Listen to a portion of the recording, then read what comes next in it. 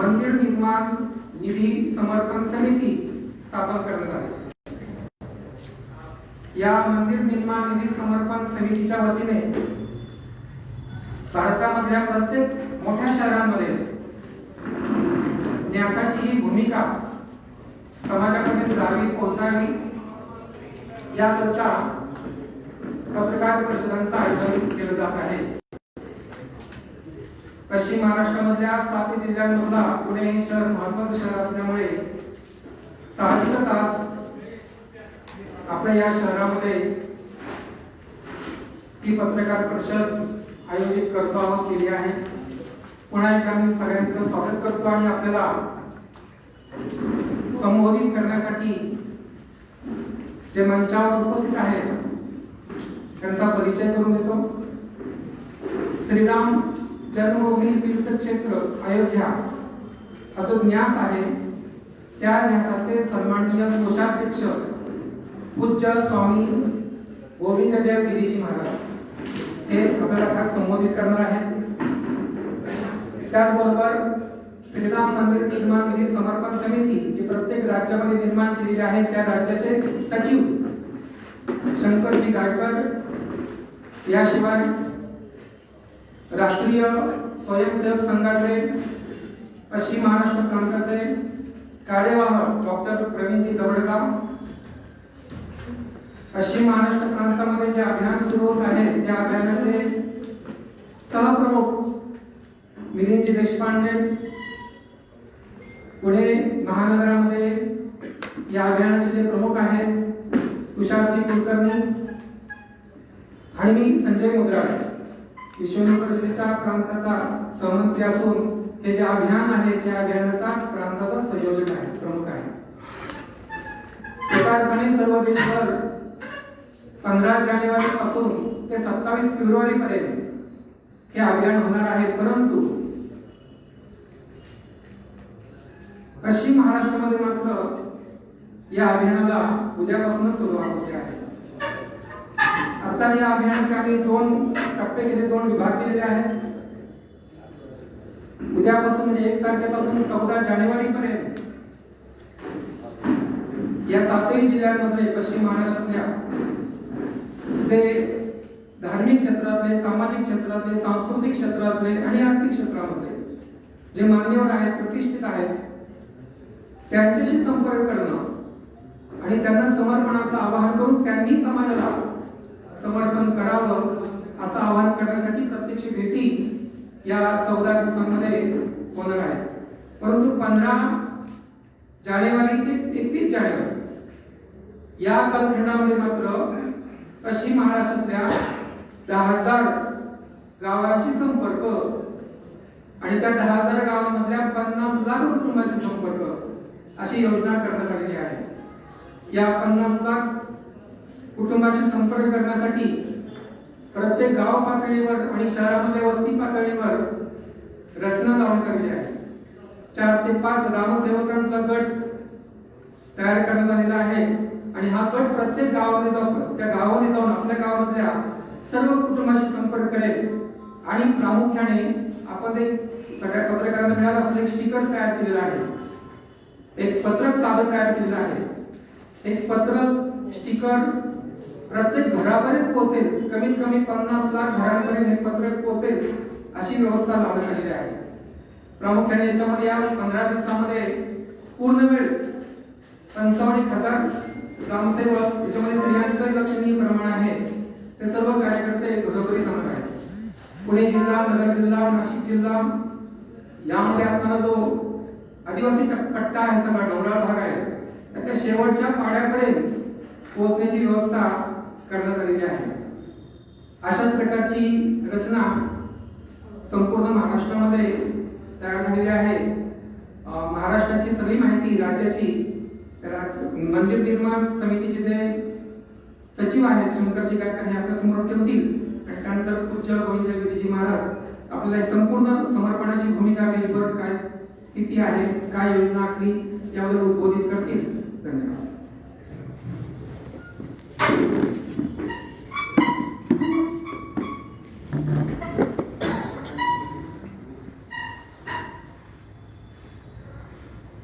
आजच्या या पत्रकार परिषदेला उपस्थित असलेले सगळे मान्यवर पत्रकार बंधू,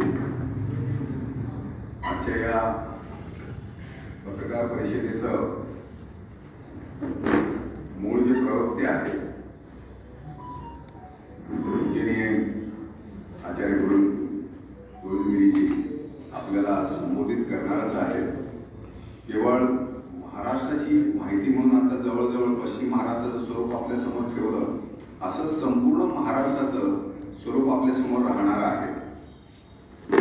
आणि या स्वरूपामध्ये जसं म्हटलं की आता बलिदानाची आवश्यकता नाही, ती दानाची आवश्यकता आहे आणि समर्पणाची आवश्यकता आहे.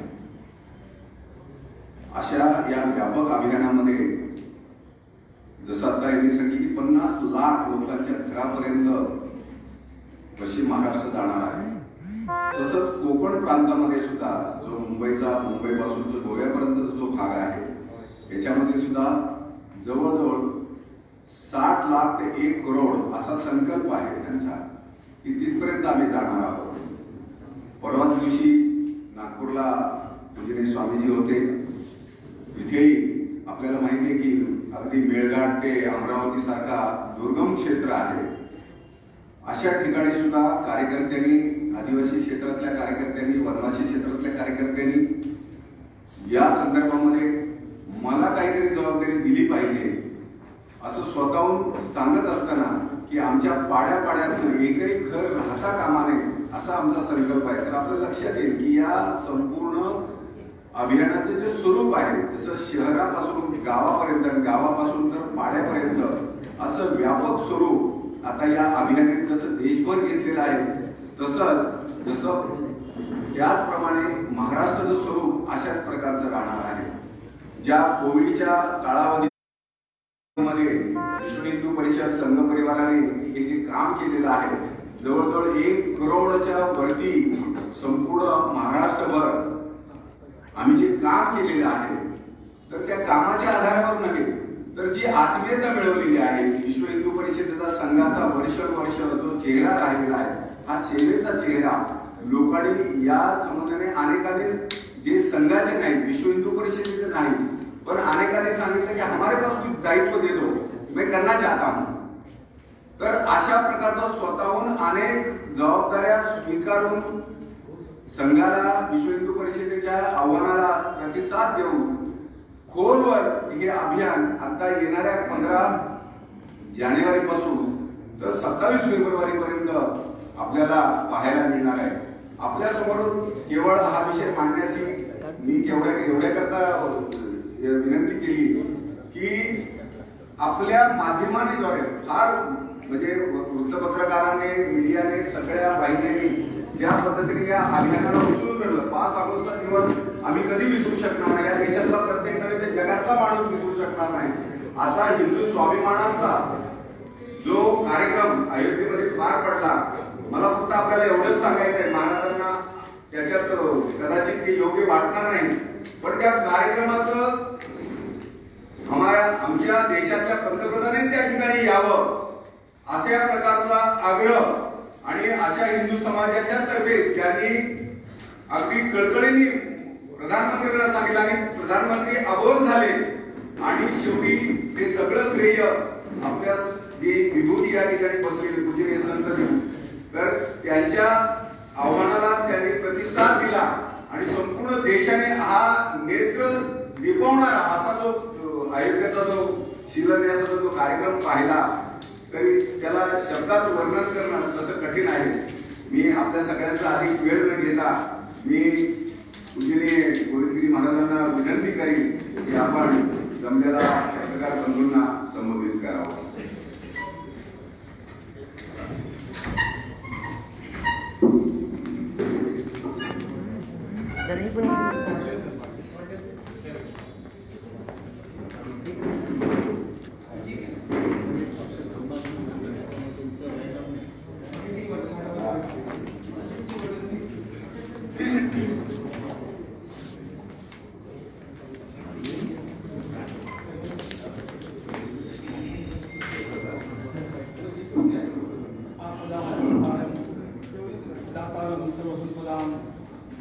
लोकाभिरामं श्रीरामं भूयो भूयो नमाम्यहम्.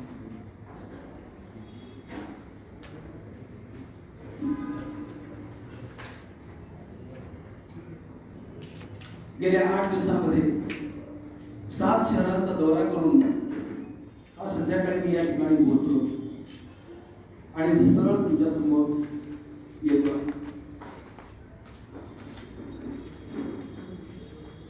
आपल्या सर्वांना मुख्य विषय ठाऊकच आहे. भगवान श्री रामचंद्रांचं जन्मस्थान जे अयोध्येत, त्या ठिकाणी पुरातन निर्माण झालेलं आणि कुश आणि लव यांनी बांधलेलं भगवान रामचंद्रांचं मंदिर शत्रूच्या अनेक वेळेला आलेल्या महापुरांच्यामुळे क्षतिग्रस्त झालं आणि त्यावरती विक्रमादित्यानं दुसरं मंदिर बांधलं. इसवी सन 1528च्या 26 मार्च या दिवशी बाबरचा सेनापती मीर बाकी यानं ते मंदिर उद्ध्वस्त केलं आणि हे मंदिर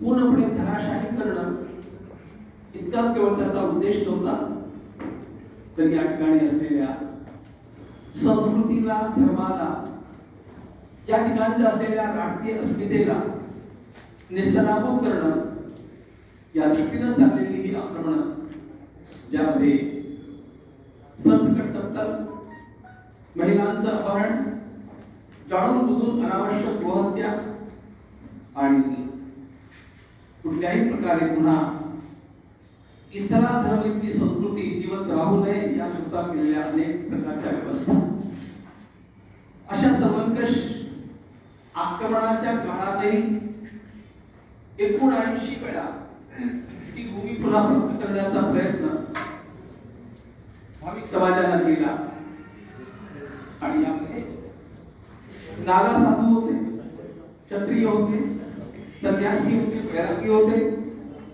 अत्यंत महत्त्वाची गोष्ट म्हणजे जयराम कुमारी नावाच्या एका राणीनं 3000 महिलांची सेना उभारून मंदिर मुक्त करण्याचा प्रयत्न केला. हा संघर्ष गेली 5 दशकं चालू आहे. गेल्या 30 वर्षात झालेला संघर्ष तर आपल्या सर्वांच्या समोर आहे आणि त्यानंतर गेल्या 5 ऑगस्ट रोजी आपल्या देशाचे माननीय प्रधानमंत्री आपल्या शुभ हस्ते जेव्हा त्या ठिकाणी शिला पूजन आणि पूजन करत होते, तेव्हा सगळं जग आपले प्राण डोळ्यात आणून त्याचं दर्शन करण्यामध्ये धन्यता मानत होतं. इतकंच नव्हे तर असंख्य नेत्र पाजत होते. मला त्यावेळेला अनेक धर्माचार्यांचे असे फोनही आले आणि नंतर मेसेजही आले. महाराज कित्येक शतकानंतर एका इतक्या मोठ्या नेत्याला भगवान रामचंद्रांच्या पुढे दंडवत प्रणाम करताना बघून डोळ्यांचं पारणं फिरलं. अयोध्येची ती माती आपल्या कपाळी धारण करताना त्यांच्या झालेल्या भावना आणि बघणाऱ्या लोकांच्या झालेल्या भावना या केवळ अभूतपूर्व अशा प्रकारच्या होत्या. या न्यासामध्ये कोषाध्यक्ष म्हणून सेवा करण्याचं भाग्य मला लाभलं. त्यानंतर लोकांचे सारखे येणारे संदेश आणि फोन एकच गोष्ट विचारत होते की आम्हाला काहीतरी या राम मंदिरात कसा करायचं आहे, आम्ही ते कुठे करू, आम्ही कसं करू, आम्हाला त्याचा काही नंबर द्या, आम्हाला तुमच्या बँकेच्या अकाउंटचे डिटेल्स द्या. लोकांच्या मनामध्ये हा जो राम भक्तीचा महापूर सातत्यानं या देशामध्ये विद्यमान आहे, पण तो अधिक प्रभावीपणे उफाळून आला. त्या सर्वांचं मनपूर्वक अभिनंदन करीत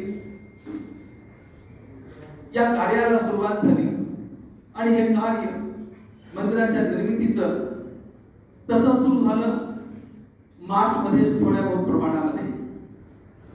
पण त्यानंतर आलेल्या या महामारीमुळे त्या कार्याचा वेग मंदावला आणि आम्हाला ते कार्य थोडं थांबवावं लागलं.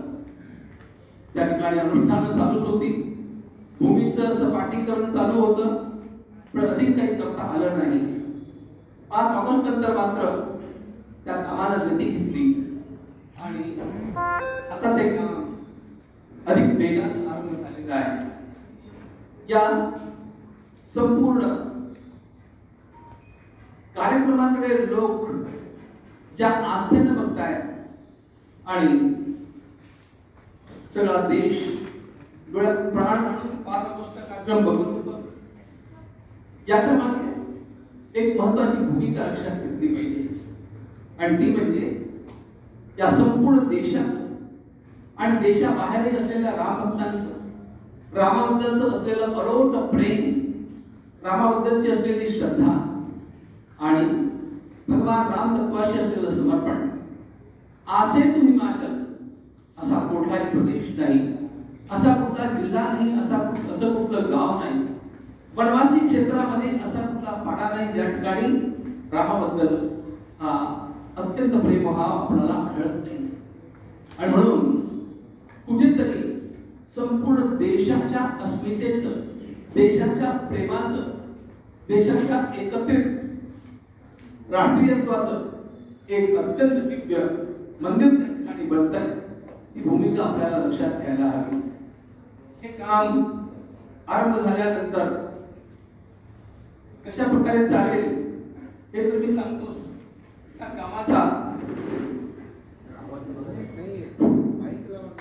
त्या कामाचे 3 चरण आहेत.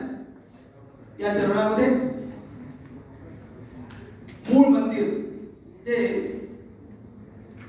सुमारे 3 एकराच्या भूमीवरती बनणार, त्याच्या बाहेरचा छोटासा परिसर ज्याला मंदिराची कंपाऊंड वॉल आपण म्हणू शकाल, ज्याला आमच्या भाषेमध्ये आम्ही परकोटा म्हणतो, त्या परकोट्यापर्यंत ती जागा 6 एकराची असणार आहे आणि त्याच्या बाहेर 67 एकर भूमी या ट्रस्टला मिळालेली आहे.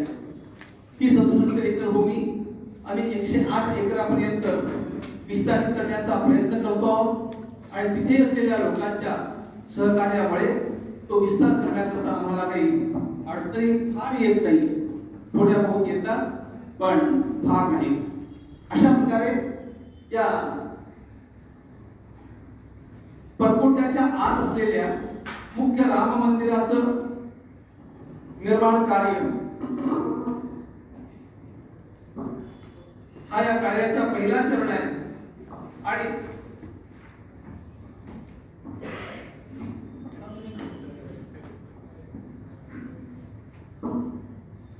आणि यानंतर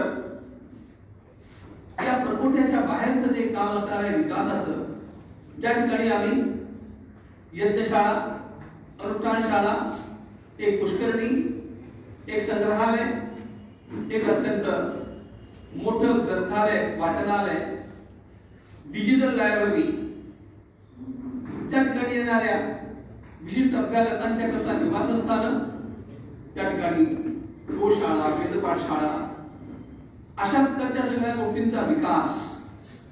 आणि हाही विकास करत असताना तो आंतरराष्ट्रीय स्तराचा कसा असेल याच्याकडे लक्ष पुरवणं, हे सगळं कार्य आरंभ होणार.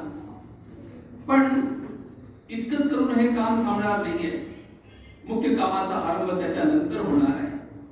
हा कामाचा आरंभ म्हणजे काय, हे कामाचं 3रं चरण आहे. त्या 3ऱ्या चरणाची आधी एक गोष्ट मला सांगितली पाहिजे आणि ती म्हणजे मुख्य परकोट्याच्या आतल्या मंदिराची निर्मिती हा पहिला भाग, त्या परकोट्याच्या बाहेरच्या 108 एकराचा विकास हा दुसरा भाग. पण त्याच वेळेला ते आम्ही करत नाही, पण योगीजींचं उत्तर प्रदेशाचं प्रशासन करत आहे. अशा प्रकारचा महत्वाचा भाग म्हणजे संपूर्ण अयोध्या ही राम मंदिराला अनुरूप बनावी, अशा प्रकारचा प्रयत्न. ही अयोध्या पुढे जाऊन विश्वाची सांस्कृतिक राजधानी बनावी असं आम्ही म्हणतो आणि योगीजी म्हणतात की ती आपल्याकरता वैदिक सिटी म्हणून डेव्हलप व्हावी. म्हणजे काय ते नंतर सांगतो. पण अशा प्रकारे तिथल्या वास्तूंची निर्मिती, तिथल्या रेल्वे स्थानकाची निर्मिती, तिथे विमानतळ, तिथल्या प्रत्येक रस्त्याची पुन्हा फेररचना, आसपासच्या इमारतींची रचना, या सगळ्या गोष्टींनी अयोध्या नगरीच बदलते आहे हेही आपण लक्षात घेतलं पाहिजे. आता हे सगळं झाल्यानंतर त्या कामाचा आरंभ होईल असं मी म्हटलं. ते कार्य काय असणार आहे, ते कार्य म्हणजे भगवान रामचंद्रांचं मंदिर त्या ठिकाणी निर्माण झाल्यानंतर आणि हे विकासाचं काम होत असताना आम्हाला महत्वाचं काम हे करायचंय की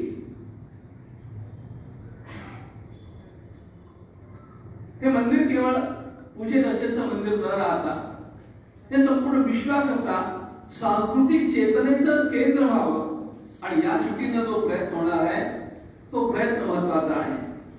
आपल्या देशातल्या प्रत्येक देशामध्ये, प्रत्येक सामान्यातल्या सामान्य लहान गावामध्ये प्रभू रामचंद्रांची भक्ती आणि त्यांचे संस्कार आपण बघतो आहोत. भगवान श्रीराम हे सगळ्या जीवन मूल्यांची साकार प्रतिमा आहे, म्हणून त्यांना रामविग्रहवान धर्म असं म्हणण्यात आलं. या जगातल्या सगळ्या साहित्यामध्ये कुठलाही सद्गुण आपण काढा, कुठलाही सद्गुण, त्या सगळ्या सद्गुणांची सूची करा आणि त्या सद्गुणांची पराकाष्ठा होताना जीवन कसं असेल याची कल्पना करा. आणि आश्चर्याची गोष्ट म्हणजे त्या सगळ्या सद्गुणांच्या पराकाष्ठेच्या शिखरावरती आपल्याला भगवान रामचंद्रांचं मूर्तिमंत दर्शन होईल. अशा प्रकारची त्याची संपूर्ण जीवन धारणा, अशा प्रकारचा त्याचा प्रभाव, ज्यानं सहस्त्रकांच्या नंतर सहस्त्र या देशाच्या मनावरती अधिराज्य गाजवलं, ते मर्यादा पुरुषोत्तम आदर्श पुरुष म्हणून गाजवलं. अशा प्रकारच्या भगवान रामचंद्रांच्याकडे संस्कृतीतल्या कुठल्याही गोष्टी शिकवण्यासारखं काही शिल्लक राहत नाही. सगळं काही त्या रामचंद्रांच्या भूमिकेमध्ये आपल्याला गवसतं. सगळी भगवद्गीता साकार बघायची ती रामचंद्रांच्या मध्ये दिसते. मी एका धर्मग्रंथाचं म्हणत नाहीये, सगळ्या धर्मग्रंथांचा जो काही मांगल्यपूर्ण भाग आहे तो भगवान रामचंद्रांच्या मध्ये दिसतो. आणि म्हणून भगवान श्री राम हे एखाद्या धर्माचे नाही, हे एखाद्या देशाचे नाही, हे एखाद्या समाजाचे नाही, तर ते अखिल विश्वाचे आहे. अशा प्रकारची भूमिका आमची स्वतःची मनोमन आहे. देशापुरतं बोलायचं झालं तर एक लक्षात ठेवा, आसे तू हिमाचल प्रवास करून भगवान रामचंद्रांनी हा देश जोडला, हा संपूर्ण देश जोडला. अगदी अयोध्येच्या क्षत्रियांच्या सोबत त्यांनी शृंगवेरपूरच्या भिल्लांना जोडलं, गोंडांना, संताळांना जोडलं, त्यांच्या सोबत ऋषींना जोडलं. आणि हे सगळं करत असताना भगवान श्रीराम एखाद्या ऋषीच्या आश्रमात 3 दिवस राहतात, कुठे 7 दिवस राहतात, कुठे महिनाभर राहतात. 14 वर्षाचा प्रभूंचा जो प्रवास आहे त्याचा जो आराखडा आपण वाल्मिकी रामायणात बघा. वाल्मिकी रामायण हे भगवान रामचंद्रांचं ऐतिहासिक डॉक्युमेंट आहे, हे लक्षात ठेवा. ती ऐतिहासिक सगळी नोंद आहे. त्यामध्ये 3 दिवस कुठे राहिले, 7 दिवस कुठे राहिले, महिनाभर कुठे राहिले, त्या सगळ्या नोंदी त्या ठिकाणी आहेत. हे भगवंतानं का केलं? ऋषींच्या आश्रमात राहावं, आसपासच्या वनामध्ये प्रवास करावा, त्या लोकांना जोडावं, त्यांना आपलंसं करावं. हे प्रभूंना का वाटलं याचं कारण पण होतं. ते कारण महत्वाचं म्हणजे लंकेचा राजा रावण हा 3 पिढ्यांच्या पासून एक अत्यंत मोठं आव्हान ठरलेला होता.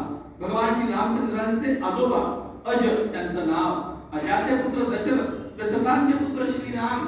भगवान रामचंद्रांचे आजोबा अज यांच्याशी रावणाचं भीषण युद्ध झालेलं होतं. रावण हा तेव्हापासून अजय मानला जात होता. त्या रावणाला संपवायचं असेल तर आपल्याला एक कार्य करावं लागेल, ते म्हणजे दक्षिण भारताचं संघटन. प्रभूंनी आपल्या वनवास काळाचा उपयोग दक्षिण भारताच्या संघटनेकरता केला आणि या संघटनेच्या बळावरती त्यांनी रावणाचं निर्दालन केलं. लंकेच्या सीमेवरती उभं असलेलं सैन्य, त्या सैन्यामध्ये जरी अयोध्येच्या राजकृषेला पुन्हा प्राप्त करून घेण्याकरता हे युद्ध झालं असं आपल्याला वाटलं, तरी पण लक्षात हे घ्या, अयोध्येचे केवळ 2 योद्धे त्या ठिकाणी होते, भगवान श्रीराम आणि लक्ष्मण.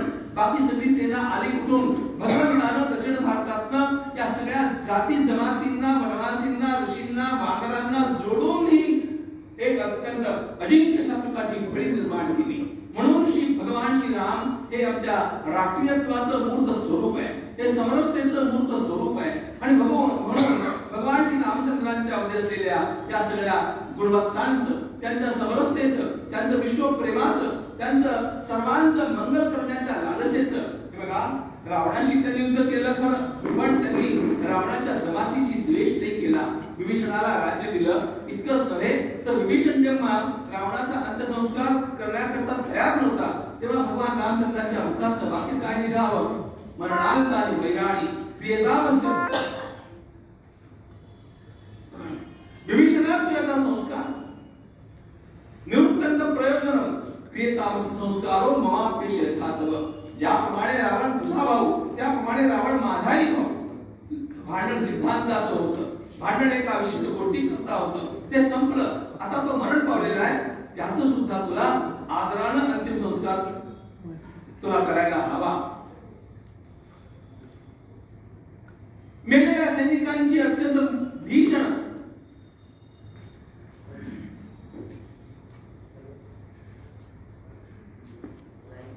दैना करणं हे आपण आपल्या वर्तमानात बघतो. आणि त्या काळी इतक्या भयंकर असलेल्या रावणाबद्दलची अशा प्रकारचा उदार प्रभूंच्या मुखात निघतो.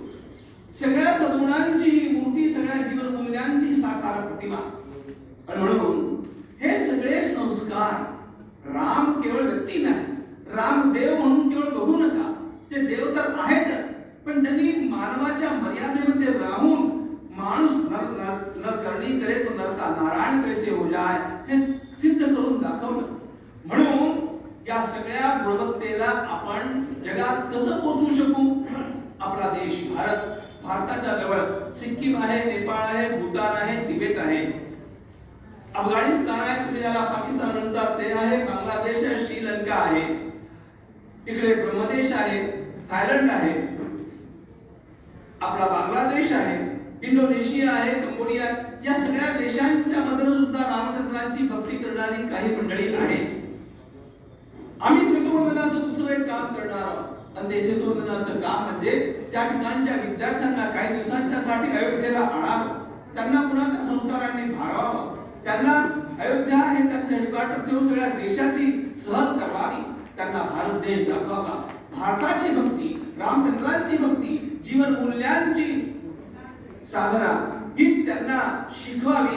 आणि अशा प्रकारचं पुन्हा पुन्हा करत राहिलं की राजकारणाच्या पलीकडे, पक्षांच्या सगळ्या पलीकडे, धर्मांच्याही, तुमच्या दृष्टीने ज्याला धर्म म्हणतात रिलिजन्स, त्याच्याही पलीकडे जाऊन मानवतेच्या मांगल्याला आपण कसा रामचंद्रांच्या मूर्तिवंत या मंदिरात साथ घालू शकू याचा प्रयत्न आम्ही करणार आहोत. आणि म्हणून हे जे तिसरं चरण आहे, आधी पहिल्यांदा कल्चरल कॅपिटल ऑफ एशिया आणि त्यानंतर cultural capital of the world.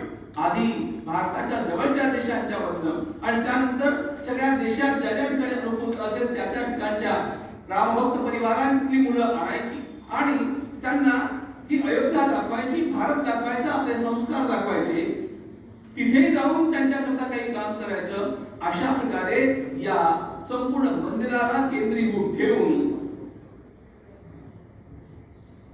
विश्वामध्ये संस्कृतीचा प्रसार, विश्वामध्ये मांगल्याचा प्रसार, सद्गुणांचा विकास हे कसं करता येईल याचा प्रयत्न आम्ही प्रामाणिकपणाने करणार. आणि म्हणून याचे 3 चरण आहेत.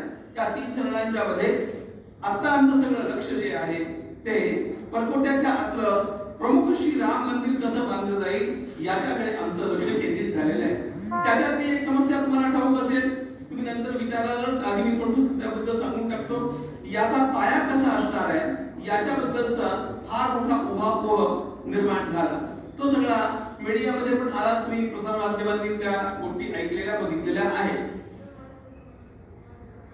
मी काल दिल्लीहून आलोय. 2 दिवस एक अत्यंत महत्वाची बैठक चाललेली होती आणि ती म्हणजे 200 फुटापर्यंत त्या ठिकाणी केवळ रेती आहे, वाळू आहे, अशा ठिकाणी 1000 वर्ष टिकेल असं मंदिर कसं बांधावं याकरता काही प्रयत्न याच्या आधी केले. ते सफल नाही होऊ शकले. पण आता मात्र IIT Mumbai, IIT Roorkee, IIT Guwahati, IIT Hyderabad या सर्वांनी, IIT सुरत या सर्वांनी मिळून याच्या तज्ञांनी मिळून या तज्ञांची आम्ही 8 तज्ञांची समिती बनवली आणि त्यांनी आम्हाला 2 विकल्प दिले की अत्यंत चांगला पाया त्या ठिकाणी निर्माण होऊ शकतो. त्याकरता त्यांनी आम्हाला 2 पर्याय दिले. त्यातला कुठला पर्याय आम्ही निवडावा त्याकरता 2 दिवस बैठक होती. हे सगळं ठरलं आणि आता भक्कम पत्थरांच्या पायावरती हे मंदिर उभं राहील आणि 1000 वर्ष टिकेल अशा प्रकारचं उभं राहील. अशा प्रकारच्या या मंदिराकरता खर्च किती येणार? माझं प्रसार माध्यमाच्या आपल्या सगळ्या बंधू भगिनींना एक निवेदन आहे की कृपा करून मी सांगतो ते आकडे तसेच छापा, कारण कधी कधी त्याची गल्लत झालेली मी बघितलेली आहे. माझ्या बोलण्यातल्या 2 ठिकाणी आलेल्या बातम्या वेगळ्या वेगळ्या. मी सांगतो हे आहे की आपल्या मंदिराचा खर्च किती असावा याबद्दल आमच्या न्यासानं काही विचार अजून केलेला नाही, पण कोषाध्यक्ष असल्यामुळे मला खर्चाचा विचार करावा लागतो. म्हणून मी माझा जो स्वतः अभ्यास केला आणि माझं जे अनुमान आहे त्या अनुमानाप्रमाणे मुख्य मंदिराचा खर्च 300 ते 400 कोटी रुपये होईल आणि बाहेरच्या परिसराचा जो विकास आहे त्याच्यासह हा खर्च धरायचा असेल तर तो 1100 कोटी रुपयांचा होईल. हा फक्त माझा स्वतःचा अंदाज आहे, कारण माझ्यावरच्या जबाबदारीमुळे मला त्याचं बजेटिंग करणं आवश्यक आहे, मला त्याचे अनुमान बांधणं आवश्यक आहे, अधिकारी लोकांच्याकडनं विचारपूस करणं आवश्यक आहे. म्हणून मी माझे हे आकडे तुम्हाला सांगतो आहे. आता हा सगळा निधी येणार कुठून, हा निधी यावा कुठून याबद्दल लोकांच्या मनामध्ये तर आम्ही किती द्यावं, कुठे द्यावं अशा प्रकारची भावना आहेच. पण याच्याकरता शिस्तशीर अभियान चालवावं अशा प्रकारचा विचार आम्ही केला आणि ते अभियान या न्यासाच्या सोबत राहून कुणालाही चालवता येईल. पण निश्चितपणे या संघर्षामध्ये विश्व हिंदू परिषदेनं फार मोठं काम केलं आणि म्हणून अशा प्रकारचं अभियान निधीच्या संकलनाकरता चालवावं असं जेव्हा ठरलं तेव्हा परिषदेकडनं आम्हाला हे सांगणं आलं की आम्ही हे कार्य करू शकतो, करावं का? आम्ही त्यांना ती मुभा दिली आणि परिषदेनं अशा प्रकारच्या योजना आखल्या. त्या योजनांच्या प्रमाणे आजही तो हिमाचल भारतातला कुठलाही भाग आपल्या संपर्काबाहेर राहून जाऊ नये अशा प्रकारची योजना करताना कमीत कमी 4 लाख गावांच्या पर्यंत आम्ही पोहोचावं, कमीत कमी 11 कोटी परिवारांच्या पर्यंत आम्ही पोहोचावं अशा प्रकारची एक धाडसी मोठी योजना आखली. हे मी कमीत कमी सांगतोय, कल्पना आमची याच्यापेक्षा अधिक करण्याची आहे, पण प्रत्यक्ष व्यवहारात काय उतरू शकतं, शक्यता काय आहे हे बघावं लागतं. म्हणून अशा प्रकारचा विचार केला आणि मुख्य विचार हा केला की यामध्ये येणारी जी रक्कम आहे, हा जो निधी आहे, हा प्रत्येकाकडनं यावा, सामान्यातल्या सामान्य व्यक्तीकडनंही यावा.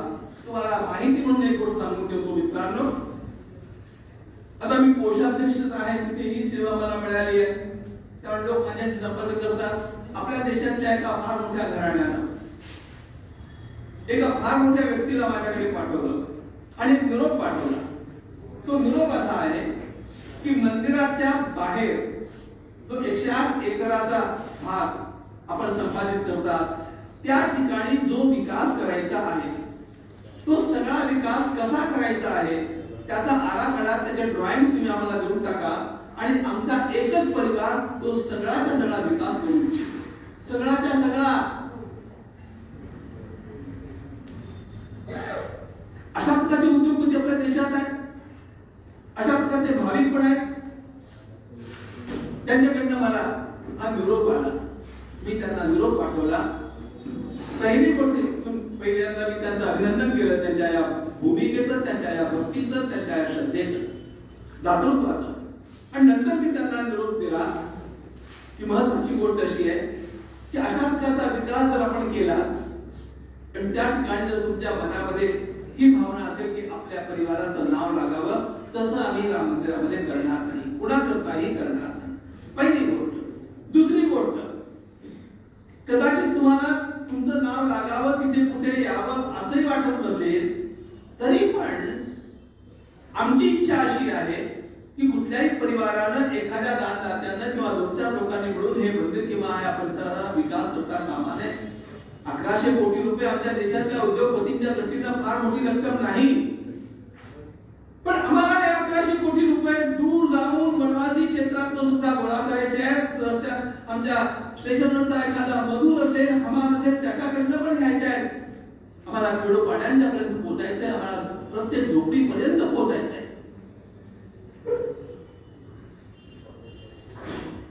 भगवान श्रीरामाचं मंदिर किंवा दर्गा विकास असता कामा नये. त्या ठिकाणी हृदयांची बांधणी पण होणं आवश्यक आहे. हनुमंतानं हनुमंताच्या शक्तीप्रमाणे सेवा केली. एका खारुकीनं आपल्या शक्तीप्रमाणे सेतुबंधनामध्ये रामाची सेवा केली. आमच्या देशामध्ये असंख्य खारी आहेत ज्यांना असं वाटतं माझे 10 रुपये त्या ठिकाणी लागावेत, माझे 100 रुपये त्या ठिकाणी लागावेत, पण त्यांच्यापर्यंत कोणतरी पोहोचलं पाहिजे. त्याच्या हातात असलेले ते 50 रुपये त्यानं रामापर्यंत पोहोचवावे कसे, हा प्रश्न आहे. आणि जेव्हा आमचा एक कार्यकर्ता त्याच्याकडे जाईल तेव्हा इतक्या श्रद्धेनं लोक देतात, तुम्हाला काय सांगू, लोकांच्या डोळ्यातनं आसवांच्या धारा, की आम्हाला अयोध्येतल्या रामाची सेवा करण्याची संधी मिळते. या देशातला कुठलाही श्रद्धाळू या त्याच्या समाधानाला वंचित राहता कामा नये. हे समाधान कसं असतं मी सांगतो. कन्याकुमारीचं विवेकानंद शिला स्मारक जेव्हा उभं करण्यात आलं, मी तेव्हा 10वीत होतो, आमच्या बेलापूर गावामध्ये शिकत होतो. तेव्हा 1 रुपयाचं कुपन त्याकरता निर्माण करण्यात आलं होतं. आणि मला विवेकानंदांचं प्रेम लहानपणापासून असल्यामुळे मी ती कुपन्स आमच्या गावामध्ये सर्वात जास्त विकणारा मी लोकांच्या दुकानातही द्यायचो, त्यांच्या घरी पण जायचो आणि आठवडे बाजारातही उभा राहायचो. पण स्वामीजींचं शिला स्मारक होत आहे त्याच्याकरता लोक द्यायचे. सर्वात जास्त अधिक मी बोलाल, सर्वात जास्त अधिक म्हणजे किती असतील, काही 100पेक्षा अधिक रुपये ते असतील, त्यापेक्षा अधिक नाही. पण 1980 मध्ये मी जेव्हा शिला स्मारक बघण्याकरता गेलो, माननीय एकनाथजींना भेटण्याकरता गेलो, तेव्हा ते बघत असताना माझं मन आनंदानं भरून आलं की या मंदिराकरता मीही काहीतरी केलेलं आहे. या देशातल्या सामान्य हातावरती पोट असलेल्या प्रत्येक व्यक्तीलाही रामाकरता मी काहीतरी केलंय, हे समाधान देण्याकरता या अभियानाची आवश्यकता आहे. आणि म्हणून हे कार्यकर्ते दारोमाळ भिडतील, त्या लोकांच्या पर्यंत जातील.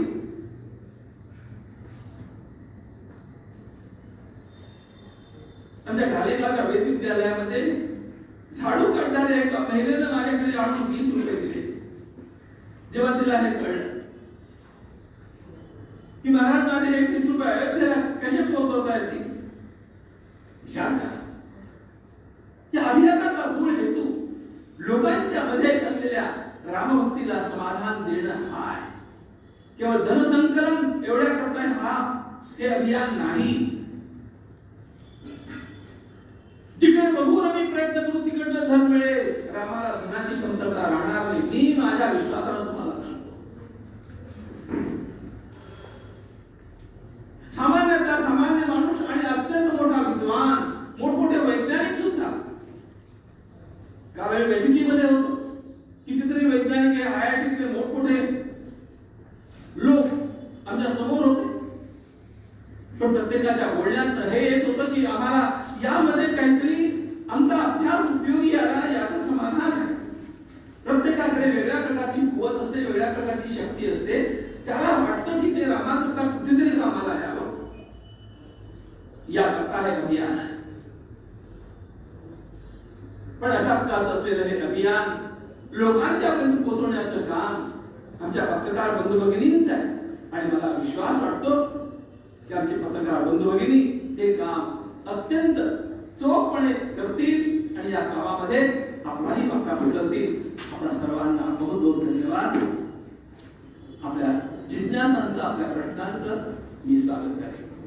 स्वामी जी, तुम कितने स्वयंसेवक होंगे जो पूरे अरे मुझे हिंदी में बोलना था क्या? मेरी नहीं बोली. अच्छा बोलिए. मराठी समझ में नहीं हिंदी बोला, नो प्रॉब्लम. हिंदी दो. तो तुम कितने स्वयंसेवक होंगे देश माझा देख से आपका अनुमान क्या है कब हाँ, तक बताने ये की नीति गरज जो नहीं है है। वो आपके पास आएगी? हाँ, एक बात मेरी बताने की रह गई, उसको भी इसके साथ साथ बताता हूँ। मैं मराठी बोलूँ कि हिंदी बोलूँ? हिंदी में बोलिएगा। हिंदी में बोलता हूँ, ठीक। अब विभाग विभाग कितने कार्यकर्ता काम कर रहे होंगे, इसको जब मैं अब अनुमान के रूप में देखता हूँ तो ये संख्या कम से कम 1.5 लाख से कम नहीं होगी। इतने कार्यकर्ता तो भी इस अभियान में काम करेंगे। अब ये जो अभियान है, इस अभियान का अवधि हम लोगों ने जो रखा है वह मकर संक्रांति से लेकर के माघी पूर्णमासी तक, यानी 15 जनवरी से लेकर के 27 फरवरी तक का है। अब एक बात और भी है कि इस अभियान में यद्यपि हम लोगों ने इस अवधि को निर्धारित किया है पूरे देश के लिए, फिर भी हर प्रदेश अपनी अपनी अवधि के 15-15 दिनों में भी इस काम को पूरा कर सकते हैं। और उस प्रकार पुणे का जो काम है सामाजिक अभियान का, सामाजिक संपर्क अभियान का, यह कार्य 15 जनवरी से आरंभ होकर के 31 जनवरी को पूरा हो जाएगा। ऐसा हर प्रांत ने अपने अपने लिए अलग अलग वहां की सुविधा के अनुसार समय का निर्धारण किया है। अब इस निधि का संकलन कैसे होगा, पुनः मराठी बोलते हैं, कोई बात नहीं, ठीक है। सर एक मिनिट, मराठीच घ्या, कारण आधी मराठी नंतर हिंदीचा बाईट करूया. आता मराठी बोला. मैं आपको जितनी बाइट चाहिए उतनी दे दूंगा। तो बात ऐसी है कि इसके लिए हम लोगों ने 3 प्रकार के कूपन तैयार किए हैं। 1000 रुपयों का कूपन, 100 रुपयों का कूपन और 10 रुपयों का कूपन। ये कूपन लेकर के कार्यकर्ता जाएंगे तो अपने आप एक परिवार के लिए उनकी इच्छा के अनुसार 1000 का या 100 रुपयों का कूपन और सामान्य से सामान्य व्यक्ति के लिए भी 10 रुपयों का कूपन, इस प्रकार की उसकी व्यवस्था होगी। इसके लिए ये जो अवधि निश्चित किया है इसका कारण भी आपको बता देता हूँ। यदि 14 जनवरी के पहले आपको कोई कूपन मिलता है तो वो डुप्लीकेट है, और यदि 1 मार्च को आपको कोई कूपन मिलता है तो वो डुप्लीकेट है, क्योंकि हमारे देश में विज्ञान का दुरुपयोग करके और इस प्रकार के डुप्लीकेट काम करने की भी और एक अच्छी खासी परंपरा अभी तक भी है। हम लोगों के इस काम में भी ऐसा कुछ होने का डर रख करके हम लोगों ने ये निर्धारित किया कि सब काम एक सीमित समय में पूरा कर लिया जाए और उसके बाद इस काम को एकदम स्थगित कर दिया जाए। आपको कोई भी एक भी कूपन 14 जनवरी से पहले नहीं मिलेगा और एक भी कूपन आपको 27 फरवरी के बाद नहीं मिलेगा। यदि उसके बाद वो मिलता है तो पहले बन करके आया है। हमारे इन सारे कूपन के द्वारा आया हुआ यह जो निधि है, यह निधि सारे कार्यकर्ताओं को यह सूचना दी गई है कि आप दूसरे ही दिन उसको बैंक में भरेंगे। वेरी नेक्स्ट डे ये पैसा कोई अपने पास रखेगा नहीं, दूसरे दिन स्थानिक बैंकों में भरा जाएगा और सीधे वो तीसरे दिन या दूसरे दिन केंद्र में पहुंच जाएगा। इस प्रकार की पूरी रचना की है। स्थान स्थान पर उनको जांचने के लिए चार्टर्ड अकाउंटेंट्स नियुक्त किए गए हैं और ये सब स्थानिक अपना हिसाब जांचेंगे और इन सब का हिसाब उनका क्लबिंग हमारा केंद्र में होगा। इस प्रकार की सारी रचना है। किसी प्रकार कुठल्याही प्रकारचा गैरवापर या कूपनचा होऊ नये एवढ्या करता अशा प्रकारची व्यवस्था करण्यात आली आहे। IIT के बारे में कहा वो भी हम हिंदी में करेंगे, क्योंकि इसका जो फाउंडेशन है वो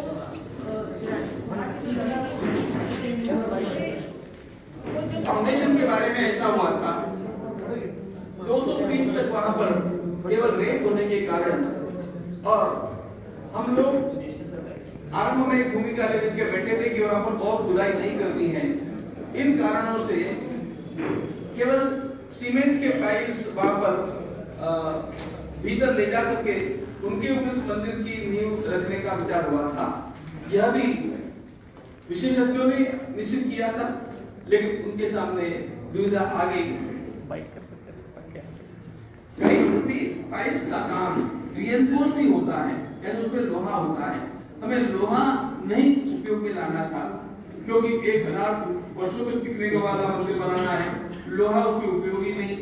ये देख करके पूरे सीमेंट के पाइप्स बने थे, लेकिन परीक्षण में वो सही नहीं पाए जाने पर हमने IIT के विशेषज्ञों को निमंत्रित किया, उनकी समिति बनाई, उनको 15 दिन दिए, उनकी 5 बार बैठकें हुई और बैठकों में उन्होंने निष्कर्ष जो दिया उसके अनुसार बड़ी विशेष बात आपको बताता हूँ।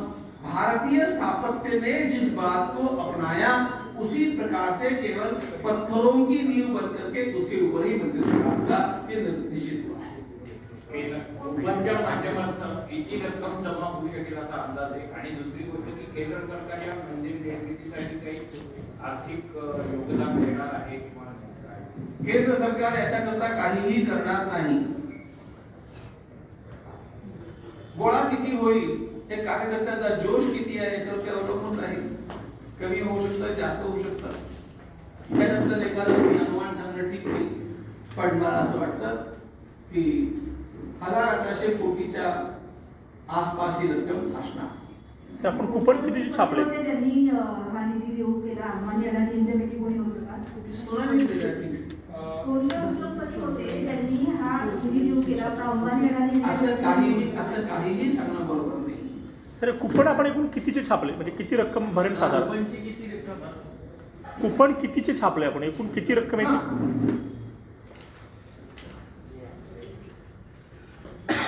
1000 रुपए, 100 रुपए और 10 रुपयों के जो कूपन्स छपे हैं वो मेरे जानकारी के अनुसार 500 करोड़ रुपयों के। तुम्ही ज्या प्रकारे म्हणलात की एक उद्योगपती तुमच्याकडे जी व्यक्ती आहे आणि म्हणजे की आम्ही पूर्ण खर्च करतो, ज्या प्रकारे तुम्ही स्पष्टपणे सांगितलं त्या प्रकारे तुम्ही ते नाव जर कुठं आलं तर ते बरं होईल। असं करणं बरोबर नाही। पण त्यांनी मागणी काय केली? मागणी सांगितलं त्यांनी मागणी काय केली? सगळं विकास करायचं, नाव लावायचं, शिवाय काय नाव नका सांगू, पण त्यांनी मागणी काय केली? त्या फक्त निधी देणार? त्यांनी कुठली मागणी केली नाही, त्यांनी फक्त मला सांगितलं की अशा प्रकारे करण्याची आमची तयारी आहे, तर आम्हाला अनुमती असावी। मी ही चौकशी कुठे केली नाही की तुम्हाला नाव लावायचंय की न लावायचं आहे, हे सगळं मी विचारलं पण नाही। पण मी त्यांना सांगून टाकलं की नाव लावायचं असेल तर हा प्रश्नच संपला, पण नाव लावायचं नसेल तर त्याचा एखादा भाग तुम्हाला करता येईल। बाकी सामान्य लोकांचा निधी त्या ठिकाणी लागला पाहिजे अशी त्यांची मूळ भूमिका आहे। हा निधी झाला फक्त भारतातला, इतर देशातला जो निधी आहे त्याचं काय संबंध? इतर देशातला निधी येणार आहे, पण आमच्याकडे आता FCRA ची परवानगी नाहीये। जोपर्यंत फॉरेन करन्सीची ही परवानगी येत नाही FCRA ची, तोपर्यंत आम्हाला बाहेरचा निधी आणता येत नाही। तुम्हाला माहिती म्हणून सांगून ठेवतो, 5 ऑगस्टच्या दिवशी मुरारी बापूंच्या भक्तांनी स्वतः 11 कोटी रुपये जमा केले बँकेमध्ये, त्या दिवशी केले 5 ऑगस्टला। आणि त्याच दिवशी त्यांच्या विदेशातल्या भक्तांनी 8 कोटी जमा केलेले पाठवून पाहिले होते, पण आम्ही त्यांना सांगितलं की तुम्हाला आता पाठवता येणार नाही। तेव्हापासूनचा हा निधी तिथेच पडलेला आहे आणि तो कधीही वाढू शकतो, पण आम्हाला तो आता आणता येत नाही, कारण FCRA ची आम्हाला परवानगी नाही। पण आम्हाला असं वाटतं की ती महिन्या 2 महिन्यामध्ये मिळेल आणि आम्ही तो मागू शकू, पण आता त्याकरता आम्ही प्रयत्नही करत नाही, कारण ज्यांचा तयार आहे तोच आम्हाला आणता येते, तर पुढला प्रयत्न करणं बरोबर नाही। म्हणजे स्वीकारणार बाहेर स्वीकारणार काय? स्वीकारणार का? निश्चितपणे स्वीकारणार।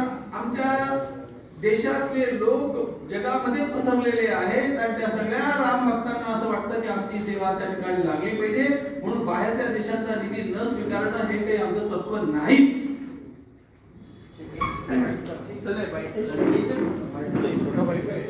आपण बाईटची व्यवस्था केलेली आहे, पण पत्रकार परिषद औपचारिकरित्या आपण संपवूया। बाकी ज्यांना आणखी काही विचारायचं